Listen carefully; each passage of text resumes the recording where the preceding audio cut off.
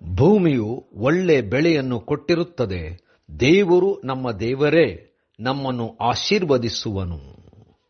ಮಂಗಳವಾರ 27 ಮೇ 2025 ಇಸ್ವಿ.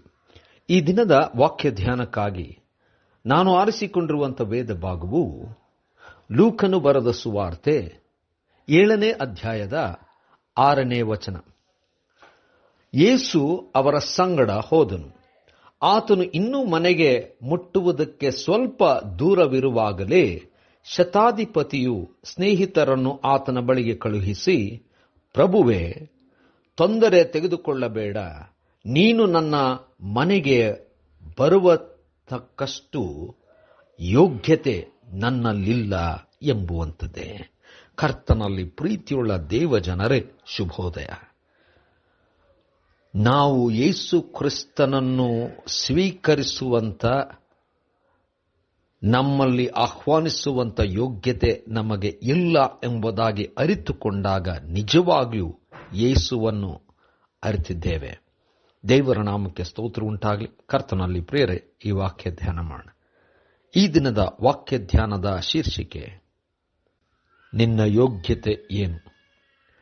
ಕರ್ತನಲ್ಲಿ ಪ್ರಿಯರೇ, ಶತಾಧಿಪತಿಯ ಸೇವಕನು ಅನಾರೋಗ್ಯದಲ್ಲಿರುವಾಗ ಶತಾಧಿಪತಿಯ ಮಿತ್ರರು, ತನಗೆ ತಿಳಿದಂಥವರು ಯೇಸುವಿನ ಬಳಿಗೆ ಹೋಗಿ, ಯೇಸು ಶತಾಧಿಪತಿಯ ಮನೆಗೆ ಬರಬೇಕು, ಸ್ವಸ್ಥಪಡಿಸಬೇಕೆಂಬುದಾಗಿ ಕರೆದರು. ಯೇಸು ಅಲ್ಲಿ ಹೋಗುವುದಕ್ಕೆ ಹೊರಟನು. ಶತಾಧಿಪತಿಯ ಮಿತ್ರರು ಕೂಡ ಅವರು ಹೇಳಿದಂಥ ಮಾತೇನೆಂದರೆ, ಅವನು ಬಹಳ ಒಳ್ಳೆಯವನು, ಒಳ್ಳೆ ಕಾರ್ಯಗಳನ್ನು ಮಾಡಿದ್ದಾನೆ ಎಂಬುದಾಗಿ ಹೇಳಿದರು.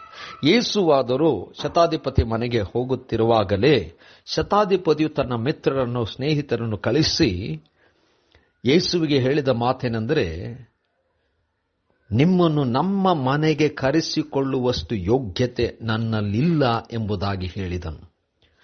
ಯೇಸುವನ್ನು ತಿಳಿದಂಥವರು ತಮ್ಮ ಯೋಗ್ಯತೆಯನ್ನು ತಿಳಿಕೊಳ್ಳುವಂಥವರಾಗಿದ್ದಾರೆ.